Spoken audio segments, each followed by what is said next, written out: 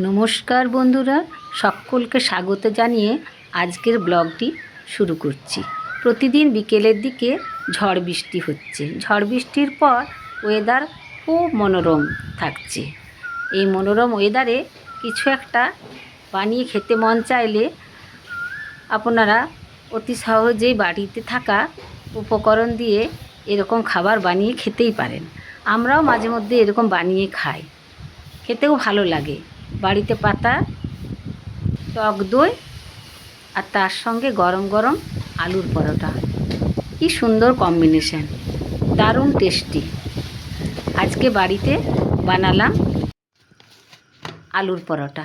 আলুর পরোটার জন্য প্রথমে আটা মাখলাম ময়ন দিয়ে।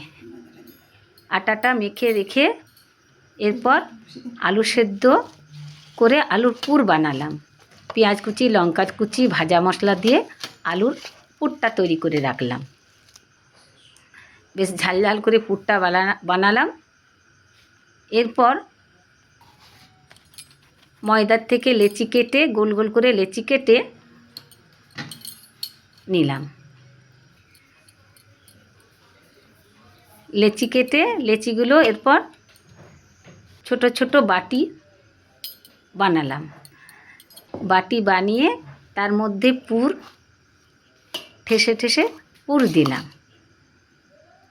ঠেসে ঠেসে পুর দিয়ে মুখটা এরকমভাবে বন্ধ করুন, যেমনভাবে দেখাচ্ছি ভিডিওতে। এরপর তাওয়া গরম করতে দিন, আর এদিকে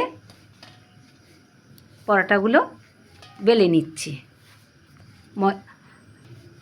আটা দিয়ে বেলে এরপর তাওয়াতে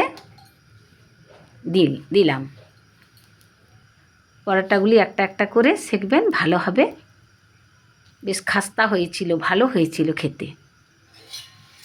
এপিট ওপিট ভালো করে সেঁকে নিচ্ছি। পরে রিফাইন তেল দিয়ে ভালো করে লাল লাল করে ভাজলাম।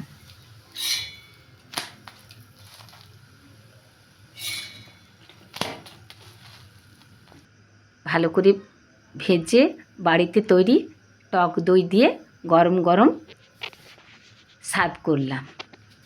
খেতে খুব সুন্দর হয়েছিল। আপনারাও বাড়িতে এরকমভাবে তৈরি করুন, খুব ভালো লাগবে।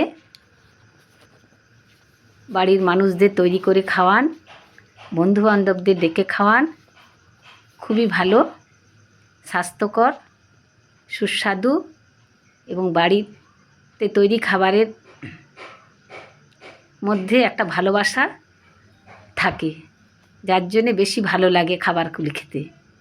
আপনারাও করুন, ভালো থাকবেন।